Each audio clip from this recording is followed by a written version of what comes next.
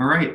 So welcome, everybody. My name is Tom Bannard, and I am the program coordinator for Virginia Commonwealth University's Collegiate Recovery Program. And I'm super stoked to do this because recovery ally programs have made a big difference on our campus. And so I think it's something that's pretty easy to replicate. And so it's something that can really spread across campuses.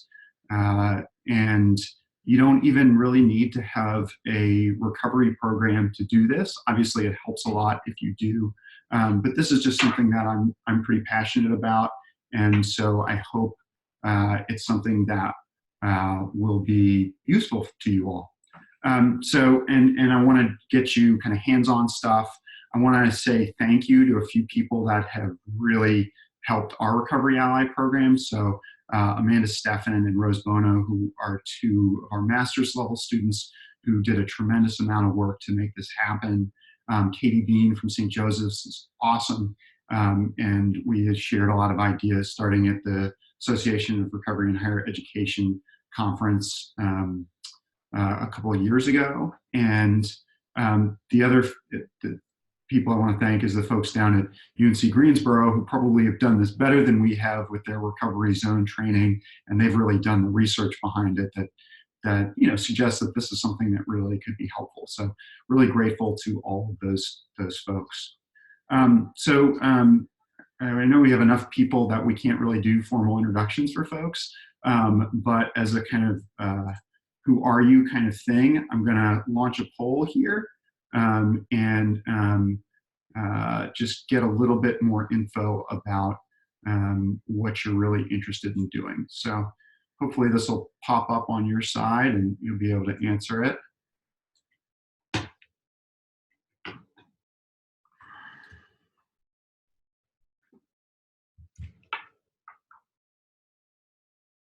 Awesome.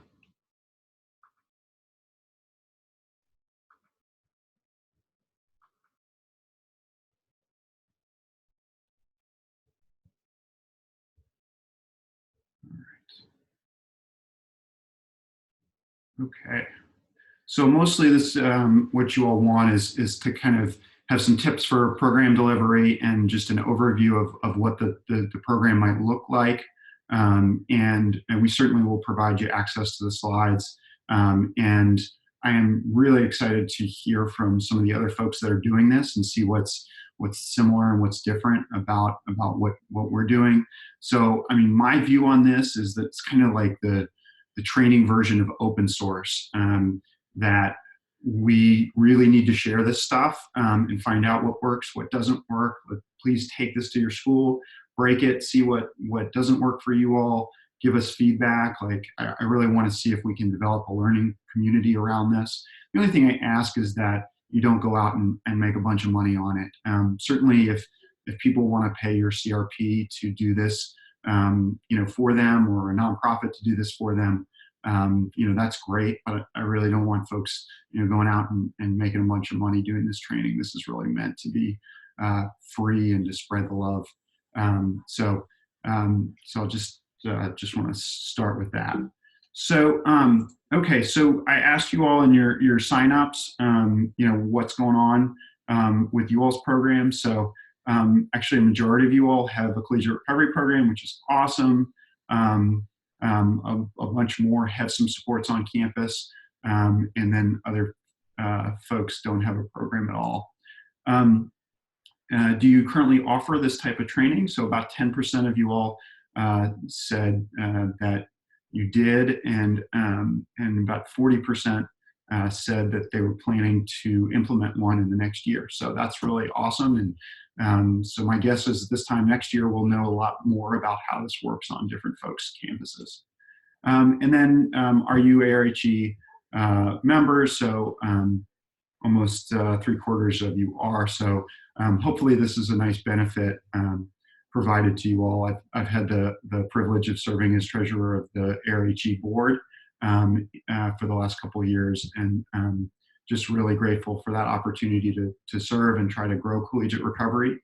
If you don't know much about ARHE, we are a small, scrappy organization, much like probably those of you doing collegiate recovery at your school. So we're a small fish that's trying to make a big difference, and are always looking for folks that want to get involved. So we've got our big conference coming up at the end of June, and just would love to see everyone there. And we do have a breakout session that's focused around kind of pooling different schools' knowledge around recovery programs. So hopefully you all will check that out.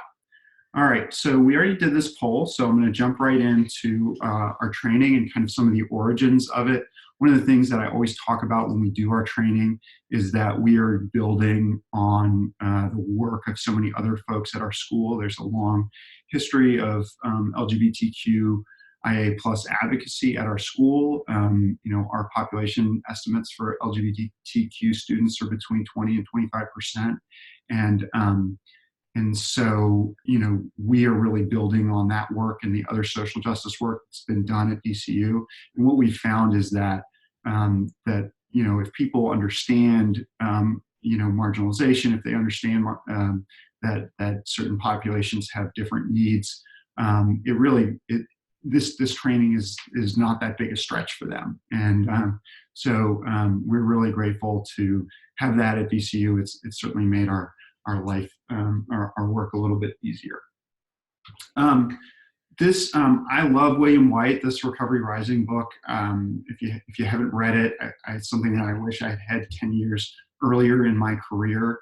But this idea of community recovery being this kind of voluntary process through which a community uses the assertive resolution of alcohol and other drug-related problems as a vehicle for collective healing, community renewal, and enhanced intergenerational resilience. And so the way I think about both this training and the larger space that we're in with the opioid epidemic is that if we don't do more than just kind of stem the tide of this epidemic, if we don't use this as an opportunity to completely overhaul the way that we address substance use and mental health in our country, then we've wasted so much. We've wasted this opportunity that I think the recovery movement is a huge part of pushing that this really can transform our communities, and certainly has transformed some things in my family. You know, my own recovery has allowed for other people in my family, so that intergenerational resilience has been really, really important to us. So the goals of our Ally program are to talk about recovery as a long-term process, to confront stigma and myths, to give people appropriate language related to addiction and recovery, and to convey the importance of empathy and openness with students in recovery. One of the things we say when we do this training is that the folks that will sign up to do, and our training is a 3-hour training. So our faculty and staff that sign up to do this, we kind of tell them, you're already ahead of the game. If you're the type of person that will commit 3 hours to do this, you're the type of person that can be very good at this with a little practice. And then, of course, we want to talk about resources. So we have an opportunity to talk about our program, and we certainly take advantage of that. So a few highlights from what we've done. And again, there's other schools that have done really awesome things. I know Katie Bean does this at St. Joseph's, and there's several other schools that have Ally programs. We have chosen to go a little deeper and not as broad. So we won't, the minimum folks need to give us is 2 hours to do a Recovery Ally training. And so we really want to have 3 hours, and we've had over 300 faculty and staff trained in the last 18 months. And then some great kind of special populations that we've done special trainings with. We train a number of students. It's been this great opportunity to find staff that are in recovery and for them to share their status. We've had students that take the training and then joined our Collegiate Recovery Program, both one student that was already in recovery and one student that came into recovery. And then we've had some nice gifts from folks that have taken the training. We've also been able to take this training other places, so it's been a cool thing for us.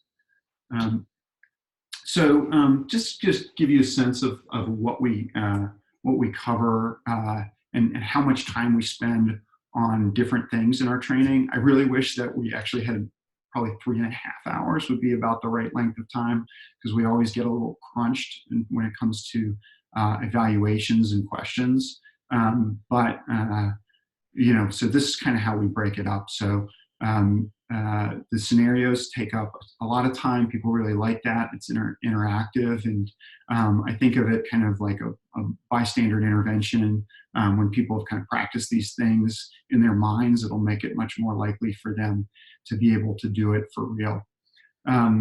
We talk obviously about our program. We certainly do a little bit of kind of psychoeducation, but I think that the mix has to be lower on the education. This is what addiction looks like. If you want to keep people engaged, especially over a 3-hour period. So we try to kind of put that in within the scenarios, within the kind of storytelling, within the call to action. We try to put a lot of that into those other places, and our direct education stuff doesn't kind of take up too much space in our trainings. So I'm going to kind of walk through these areas. I will say that I'm going to walk through these areas. This isn't actually the exact order that we deliver these things in, and you'll see a Google Drive link that I sent in your email yesterday, so you can actually download the kind of full training and see how this order is mixed up. But this is kind of what makes sense in terms of how do we talk through the elements, because obviously we don't have 3 hours. We have about 40 minutes, so we can have some time for questions. So I'm actually going to go through almost all of the slides that we use, but I'm just not going to spend a whole lot of time on any particular slide. So the first section that I'm going to talk about is our scenarios and our discussion. And obviously people really like this. We group people in groups of kind of 3 to 6 early on in the training, and kind of have them kind of continue to work with that group throughout the training. So we start very early on with this question of, what did communication about substance use look like in your family of origin? So this is really kind of an icebreaker, if you will. It gets people to open up, and we do the kind of like, okay, what's said in here stays in here, but this really starts getting people talking. We do an introduction before this, but this is really where people start opening up with each other.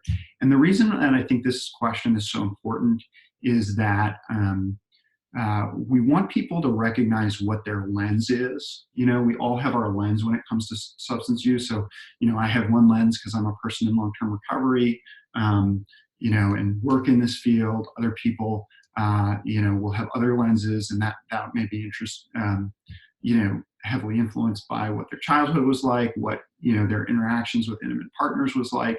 And so if I'm going to be helpful to somebody, I have to be able to recognize my own bias. And I suspect all of you all kind of get that, but we want to make sure that people think about that first. What may I be, if I have a student disclose to me how may I be biased?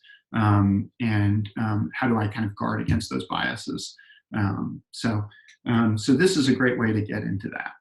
Right after this question, we jump right into our first scenario. So we're really big on this idea that people are more prepared than they think they are.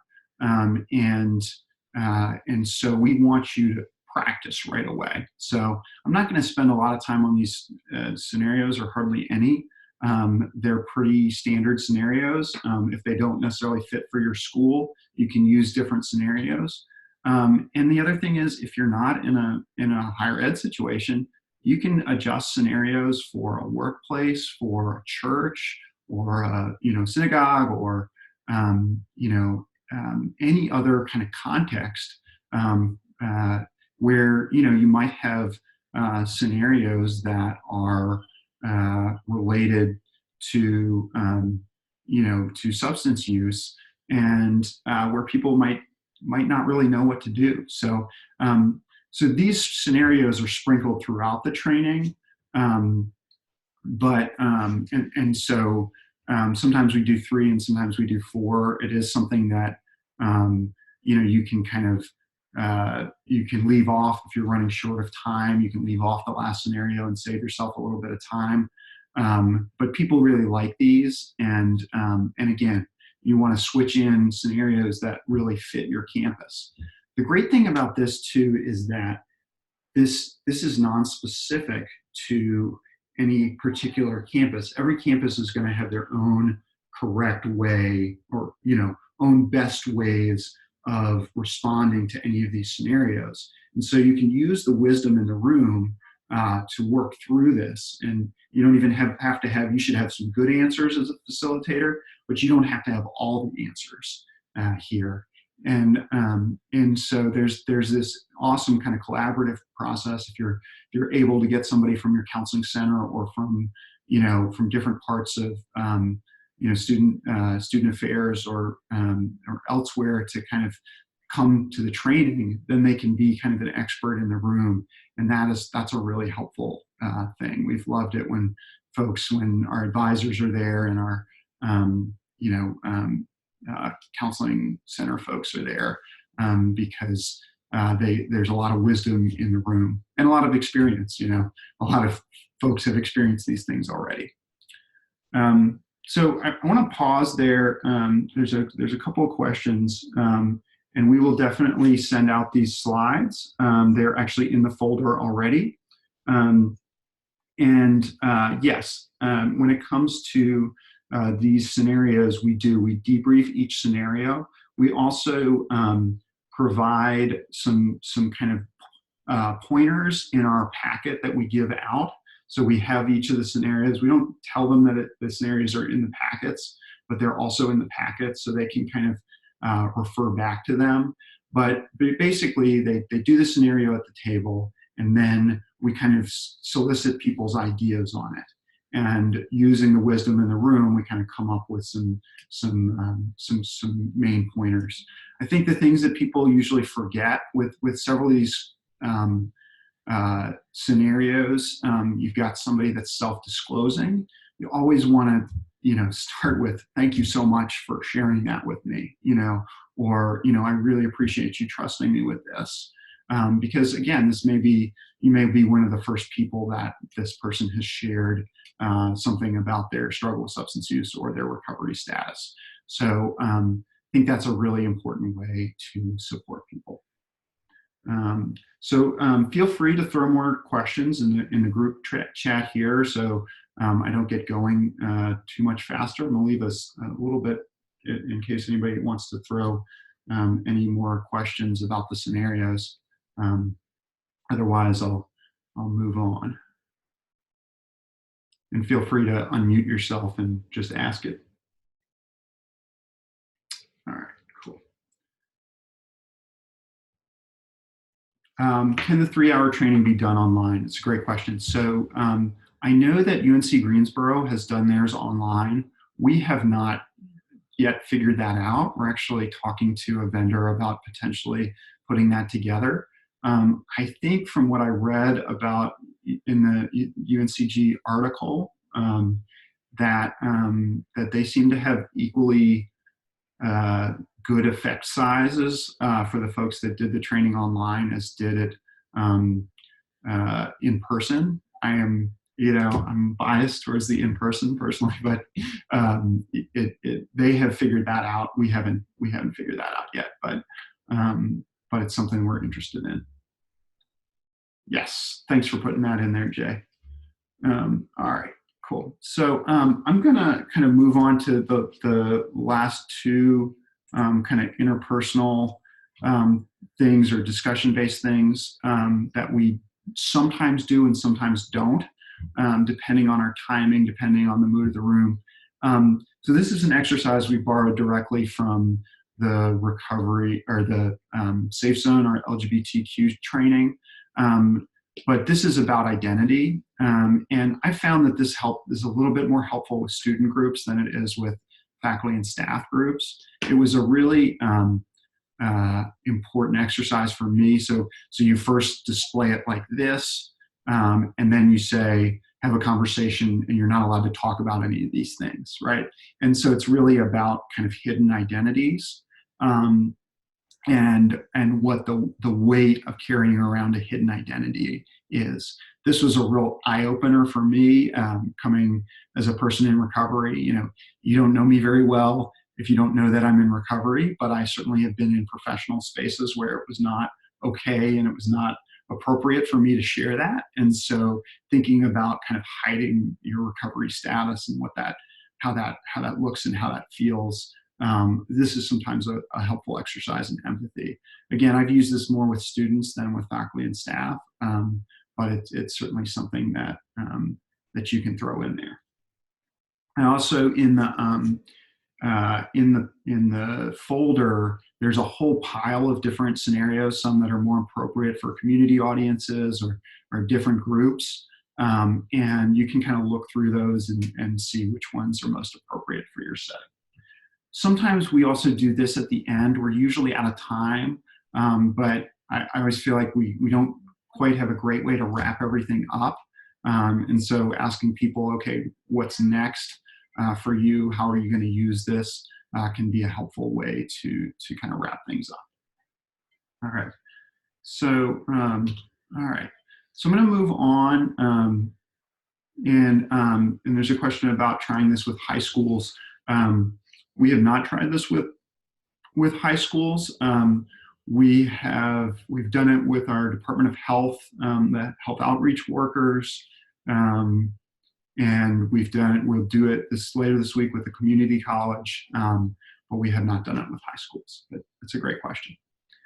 So in terms of on-campus resources in our program, we kind of use this frame of kind of SAMHSA's prevention to recovery wheel of ways that we intervene with substance use to just kind of describe the overall look and feel of services. So this image is widely available online. You can download it and you can kind of customize it to what these interventions look like at your school. I'm not going to go through each of these things, but you kind of get the idea where you can kind of point out, okay, these things belong to different people on campus, and how do you do that? So, all right, Keith, I'm gonna hold your question for a minute, but I am gonna answer it about community colleges getting on board with the training. So this next section, we kind of talk about substance use and recovery at BCU and kind of talk about our a little bit about kind of the stats around substance use, but mostly focus on what does recovery look like on our campus. So we use this slide. This is a slide from a study that's at BCU about dropout and kind of drug experimentation. I think that this is a great place if you have campus data. This is a great place to put your own stuff in here, something relevant to your campus, or you could put generic kind of college stuff in here. But this is a great way to kind of, great section to customize things for your campus. If you do have a collegiate recovery program, it could be an opportunity. We use this to talk about kind of what does our population look like. And this survey is a couple of years old when we were a little bit smaller, but you kind of, we talk about kind of, length of abstinence. Next slide, we talk about, what our students in recovery look like in terms of class rank and GPA. And then I think this is a meaningful slide for people that, with our students, at least almost 3/4 of them are working at least part-time. So, I use this as an opportunity to talk about how awesome our students are, that they're managing a chronic health condition, they're working part or full time, and they're full-time students. They're really remarkable, and so I really want to convey that during the training. The next set of slides, I really talk about what's our philosophy, what's our approach, because people don't always understand collegiate recovery as a very different thing from counseling services. And so, I think some of these are things that you could just kind of take and use directly. Others you'd want to kind of customize for your campus. But I talk about, how do we make services easier to access?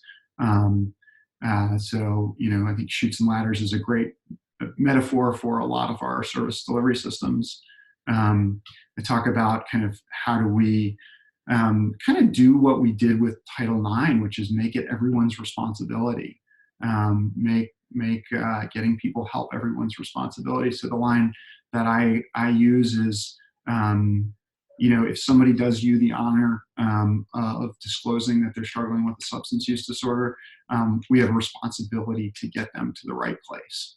Now, with your collegiate recovery program, it may not be that you are the right place for them. Right? It may be about, okay, we want to get this person to counseling for a brief intervention or that sort of thing. But we want people to seek help, regardless of kind of where they are in their journey. And we want our campus to feel responsible for getting people help and for treating people with dignity and respect. We talk about many pathways to recovery. That's really important for us. And this is an opportunity to give out the resources that are available on campus. If you don't have a lot of recovery meetings on your campus, you probably have a curated list of close meetings in your area, and I think this is a great opportunity to provide that to the folks that you're training. We talk about kind of the power of peer-based services and kind of a little bit about the cost effectiveness of it. For us, our clubhouse is open till 10 at night and it's staffed by folks in recovery. So we kind of play that up as we're being easy to access for students. I think it's important to really make sure that you hit on how important people's recovery identity is to them, and how important it is to affirm that identity. And so, that's why a clubhouse space is so important in collegiate recovery, is because it's a place for people to actually meet each other and for that identity to be affirmed. I talk here just about if I'm a person in recovery, but I'm kind of holding that really tight to my chest, I'm going to walk around campus and think I'm the only person in recovery here. And I would say that in terms of if we look at the data and even large collegiate recovery programs that are at kind of larger schools, for us, we're 32,000 people on our campus. We have 60 or so students that are involved in our collegiate recovery program, but our data says that we have 3% that are that identify as being in recovery. So that should be 900 people, and so we have a lot of people that we're actually not reaching. And I'm wondering, are they walking around thinking that they're the only people in recovery on our campus, and how do we engage those people? So, and I think of Recovery Ally as a potential way to engage them. So, we talk about kind of our trips and that sort of thing and having fun in recovery.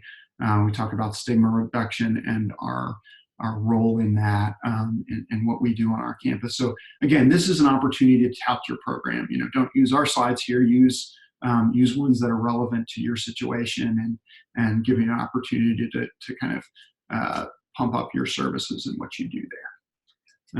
Okay, so we've got another poll here, just to give me a quick breather because I'm talking fast. And I'm going to come up. Here we go. All right, tell us how we're doing here. All right, cool. All right.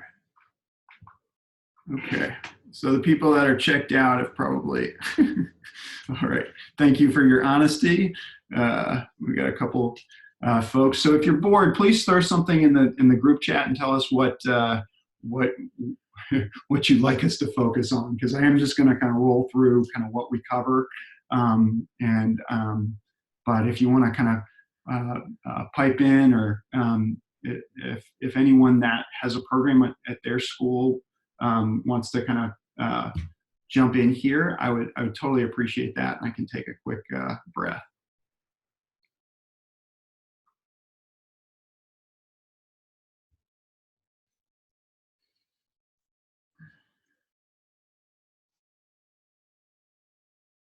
Okay. All right. So we had a question here about marketing strategies, and I'm going to answer Keith's about community colleges. We got community college. This particular community college, actually, one of our students in recovery had gone there and went and talked to the dean and asked if we could do this on their campus, and they said yes. So we're going over there. Then the other question was marketing strategies. That's a great question. So we have like our campus-wide email letter. And the first time we did it, we said, hey, we need volunteers to help us refine this. So the first 2 times we did that to get people to sign up. We post about a training a month, and we just have a Google Doc that allows people to sign up for any of those trainings. The most helpful thing that we do is after somebody's taken the training, they're added to our recovery ally list. And we email that list about every 6 weeks or so. And we say, hey, if you enjoyed the training, please pass this on to a colleague or a friend. And then we also send an article like, how do you support a colleague in recovery? Or we just kind of try to re-engage with those allies after they've done the training. And then that kind of word of mouth has been our biggest way, between word of mouth and our kind of what we call our telegram. That's been the biggest way to have folks. Cool. All right, sweet. All right, awesome. All right, thanks for everybody for sharing. All right. So storytelling. So I think this is what makes or breaks it. And you know, if you have students in recovery, you have great stories. So most times when we do the training, we do a panel, and that's often the most powerful part of it. And we let folks ask some questions about students' experiences. But I think it's also important to kind of share your own stories. So we try to have student stories. We try to, I try to include parts of my own personal journey that are meaningful, that are relevant to the topics. And then I think that also kind of connecting it to campus stories can be a really helpful tool that address, that make it personal to your campus, right? You don't want to offer a dry kind of out of the box, so this is what they do at X, Y, or Z school, and we're just going to deliver the same thing. I really want folks to make this yours.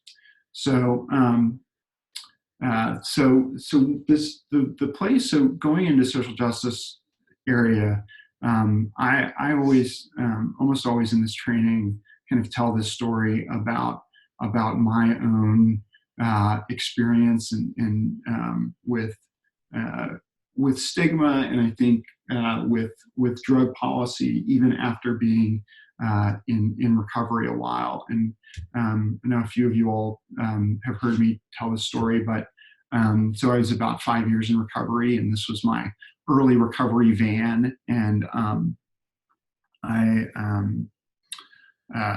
was driving, I was speeding, and I got pulled over,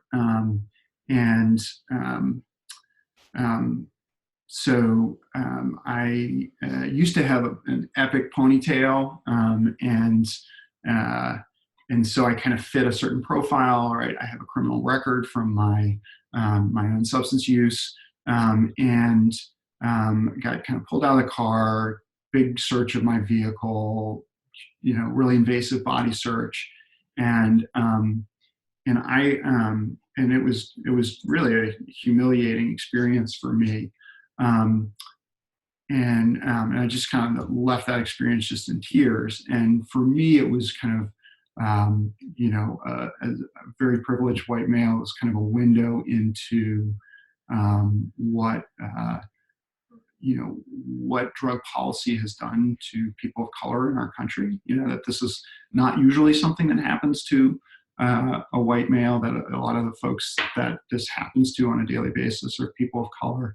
And so I use that as a segue to talk a little bit about, about drug policy and, and mass incarceration. And so then that's how I kind of come into these slides. For you all, presenting this, I think you got to find a way, a really heartfelt way to, if you want to kind of get into mass incarceration, which I think we all should be talking about and addressing within this training, you've got to find a way in, and that's going to be, I think finding the best way to do that is a challenge that I think is worthy of exploring. So I use, these two slides that, this isn't the way that we've always done things, but this is what, drug policy has created over the last 30 years. And talk about how people of color, especially African-American men and Latino men, are incarcerated at a hugely disproportionate rate, despite similar rates of substance use, of drug selling. And so, there's some accompanying stats and some references in the notes of the full presentation if you want to kind of get yourself updated on some of that. But I do think it's really important to talk about. And I talk about it as it ties into the opiate epidemic. So, kind of you see this huge growth of opioid use, and we've seen these slides a lot. But one of my points is that these are the prescribed opioid death rates. And this did not just sneak up on us, right? Like this, if we had been paying attention, we would have caught this a lot earlier. And how do you have a country that just kind of ignores this level of, of epidemic for so long? Now we're hearing a lot about it, but this is the impact of stigma. And this is the impact of our current drug policy. Beyond that, now you see this huge spike in illegal drugs, in illegal drug overdoses, right, as they start to control prescribing habits. And so, so I use this as a window to kind of talk about what you call the Iron Law Prohibition, right, that drug policies perpetuate stigma, move the narrative to crime, encourage potency in drugs, and exclude people of color from recovery opportunities. So, so that's how we've chosen to address mass incarceration in our training, and how that has huge ripple effects throughout. I hope that other folks will find their way that they want to address that, because I think it's really important. So that's that section. It's a tough section to transition out of. So it's sometimes nice to put a break right there and give some people time to process and that sort of thing. So that's that. Education, we don't spend a ton of time on education, but we have these slides that I think it's important to do a little bit. Mostly we use this section to focus on long-term recovery, and recovery as an ongoing process. So I don't spend a lot of time on this. This is a pretty good overview slide of what we know about risk for substance use disorder. And then I usually walk people through this. And in the accompanying slides, you can kind of see an example that I saved in there. I let them walk through this out loud with non-substance use examples, to think about how, as in healthcare, we treat acute conditions very differently than chronic conditions. And I think, my belief is that we've mostly been treating addiction as an acute condition, and we've been paying the price for it. So I do use this kind of dopamine slide here, and just talk about, people in early recovery are not playing with a full deck of cards, right? And so that impacts, if you're working with a student in early recovery, that has big impacts for them. And so then I talk about that in terms of, I think people can kind of get this post-acute withdrawal stuff, and it's a really helpful tool because we use this in conjunction with a scenario that's, you have a student that's 30 days into their recovery, they're really struggling. Well, their brain is broken, so you kind of should expect them to struggle. And how do you have empathy with that and support that student appropriately? I think this paired with that scenario is really helpful for people to talk through. Do we talk about what long-term recovery looks like, or what skills, methods are best to help students who are either in long-term recovery or working towards a life in long-term recovery? That's a good question. There's a slide from that I do use that sometimes that's in one of the things that's from John Kelly's work on the recovery, a national recovery survey that talks about kind of that 6 to 9 month period being really, really difficult. So sometimes I do include that. But we don't spend a lot of time, talking about, long-term recovery, other than there's still stigma here, but our students are kicking butt and taking names, right? Like they're doing really well in school. So, and their sharing kind of in the panel really speaks for itself. Do we address the relationship of trauma and SUD? So we use that we use this slide to talk about that, but we really don't spend a ton of time on trauma and substance use because it's really not a clinical training. But I think that certainly is a way you can go. We try to stick to what we know best. Okay, so this is just a slide that sometimes we use, sometimes we don't use, about kind of the continuum of care and talking about how collegiate recovery kind of meets these longer term care needs where there's a gap in a lot of places for a lot of people. And then the call to action section, and this is a section that usually one of my coworkers does, who doesn't identify as a person in recovery but identifies as an ally, kind of talks through what does it mean to be an ally. So she talks about how do we change language around substance use. So we use this kind of substance use disorder. This makes a big difference in my experience, with around shame and family members that learn to use this language versus my loved one's a heroin addict. I can look in their faces and see the difference in shame when they say, I have a loved one that has a substance use disorder versus, I have a loved one that's a heroin addict. So we kind of give this language, and then we kind of lay out some concrete things that people can do, right? Be available for support, both in the short and long term. Do you follow up with people? Just check in, email. You don't have to fix them. You just have to, continue a relationship.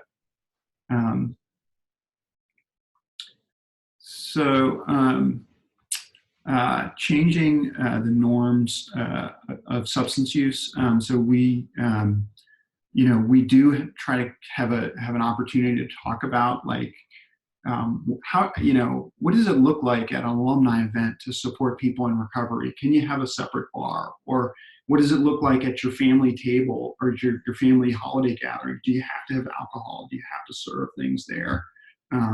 We tell a story related to this that I'm not going to go into, but this is actually, believe it or not, an alcohol-free event, and he's a sommelier that thinks it's important to have attractive non-alcoholic alternatives. So we've actually had folks that organize our faculty happy hour, and now we have much better non-alcoholic alternatives at faculty happy hour. And so there's lots of reasons people don't drink, and So trying to kind of give people ways to be allies is an important piece of this.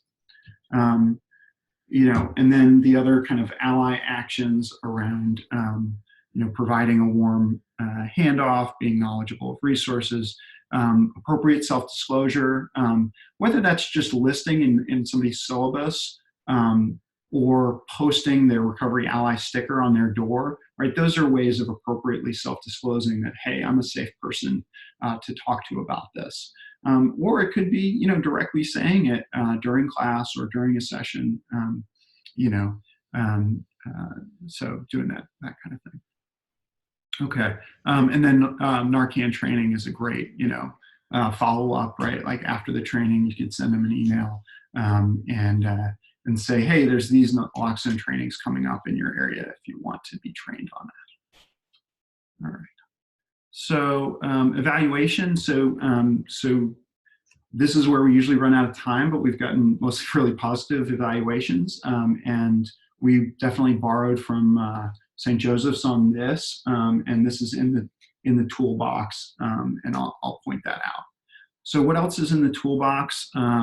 So we have slides in there. We have a Recovery Ally pledge that we ask people to sign, and they can indicate an additional level of interest. All the handouts that we use, the logos that we use, including original image files, so you can modify them to say your university on them. The evaluation, we have a great little presenter checklist if you're all over the place like me. And then we have multiple different versions of the training that you can kind of look at to see what we've done with special populations.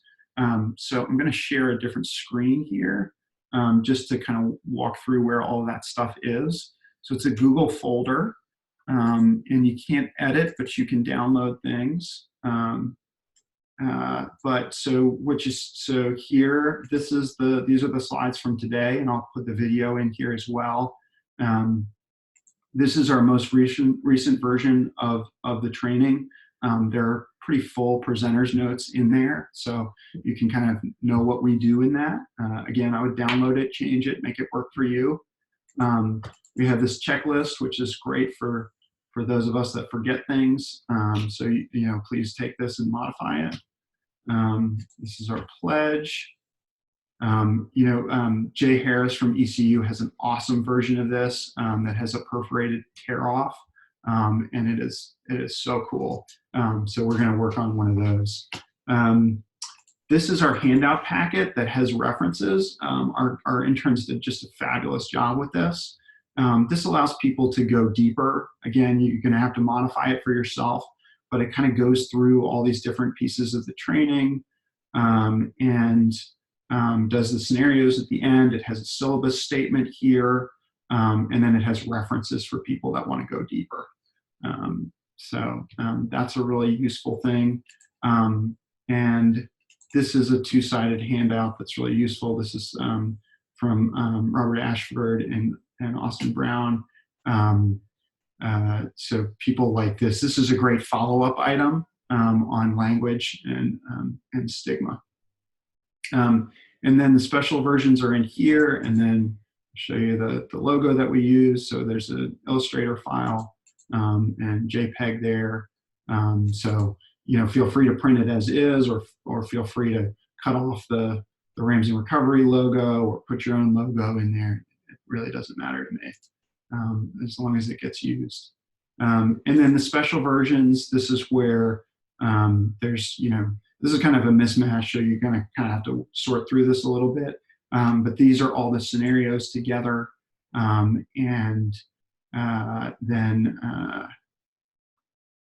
Let's see, and then just some different options in terms of individual slides. If you need more slides on education, if you need more slides on recovery science, I try to kind of just keep it organized in there. So that's all that stuff there. Cool. All right, so I'm going to kind of come back up in here, and I want to kind of open it up to some of the other folks that are doing Recovery Ally, and if any of you all are available to unmute yourself and talk a little bit about what's similar and different, and any other ways that you can do this. I'd love to hear from you, and I can kind of scroll through some of these questions and see if I can add anything.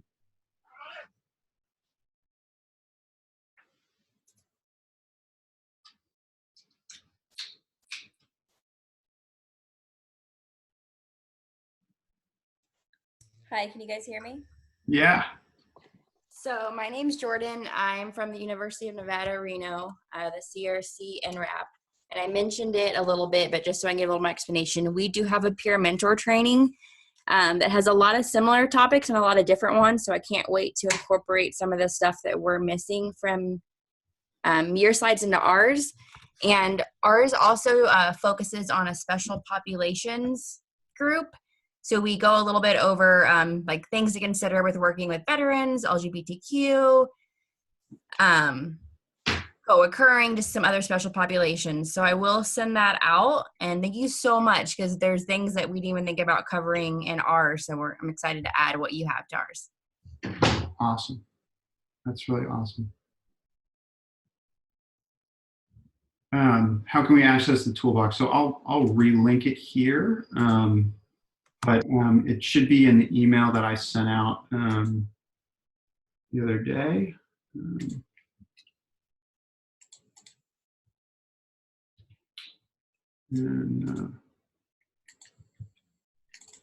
Oh, you know what? Shoot.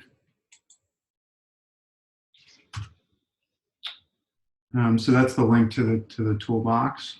So this is a question about, do we work with faculty members and ask them to disclose information about recovery resources. So, some of our allies choose to put their sample statement in their syllabus, and we try to send out to all of our folks that to give them, remind them to post that in their syllabus at the beginning of the semester. So we try to do that beginning of the semester reminder. That's a good question. So we'll send out invites to recovery graduation to all our allies. The question was, do you do any ally events to keep folks engaged? We do invite everyone to graduation. And if we have another event or two, we're doing a remembrance event for those lost to substance use disorder in March. And so we'll definitely send out an invite to all of them for that.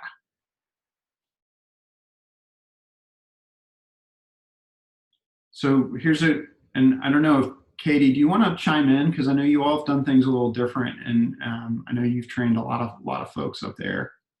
I don't know if you're. Hi. Yeah, sure. Sure. Thank you so much, Tom, first of all, for organizing this, for being so generous and sharing everything. I just think that's what we need so much, is to share everything that we're doing so that everyone can find what works for them on their campus. So I just am so grateful to you. I think the one thing that's a little different about ours is 2 hours, not 3. That's just what we found that people could commit to. I don't know how you get 3 hours, good for you. But 2 is tough, even that. So one thing that we do spend a little bit more talking about is society's stigma and the way that we can start to talk about recovery more, rather than talking about the negative side of the disease, but starting to talk more in our culture, making it more common and more normalized to talk about sobriety and talk about recovery. So we bring up we have a video clip that we use from, I'm forgetting his name right now. I'm happy to share it. What is his name? It's a video clip from a talk show host from back in the day who's in recovery, but he talks about, a little bit of his story, and the audience laughs the whole time, like, because he's a stand-up, doing his talk show thing. And it's just so interesting. And we pull that out and talk about why do we laugh when things are uncomfortable? Why do we avoid talking about these tough issues, and how we as a society only talk about the Charlie Sheens, but we don't talk about, the other people who are living good lives in recovery. So that's one piece that, I just think is different, that perhaps people might find useful on their campuses as well. And I'm happy to upload and share any of our content as well, perhaps to that Google Drive. I can make a St. Joe's folder. So I'm happy to do that. That'd be awesome. That'd be awesome. Yeah, and they have some, I mean, the last time I looked at yours, Katie, they have some great slides about celebrities in recovery, which I found works really well with students. I haven't done it so much with faculty and staff, but that's definitely a cool thing. Are there other folks on the call that have programs at their school that want to jump in?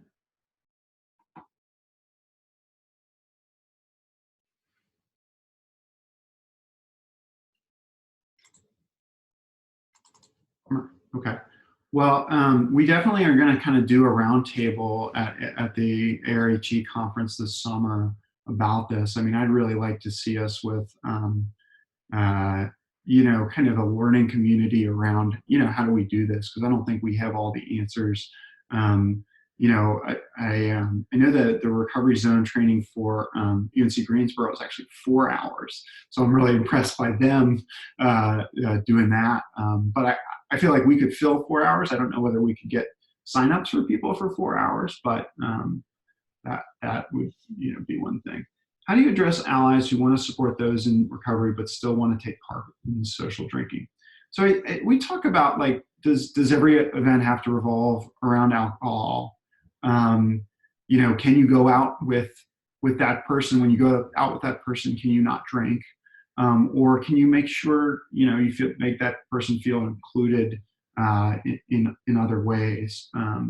So, I mean, I think that's a good question.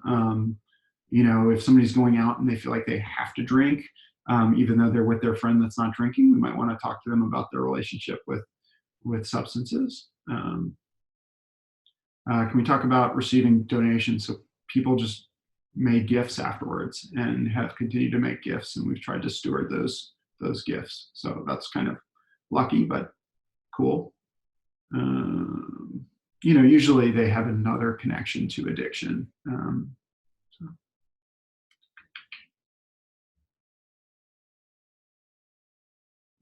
Do we have students involved that don't have a history of substance use disorder but still chose not to drink for various reasons? Not a lot. Sometimes like an internship or so.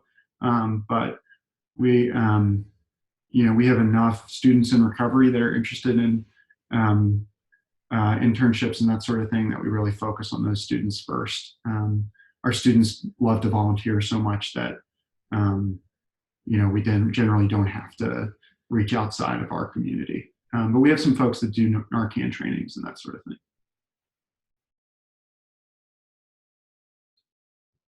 Can I use this at a nonprofit RCO that I work at? Yeah, absolutely. Please do. You're just going to have to change the scenarios to work for you all. Please don't, you know, make a bunch of money off of it. But you know, if it's for the organization, I think that's great.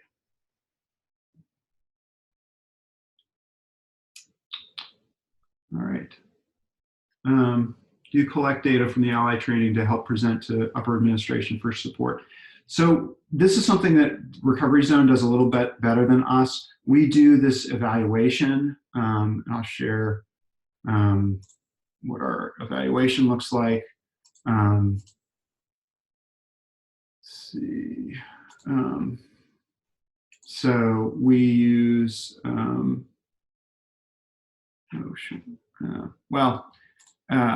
it's, oh yeah, there it is.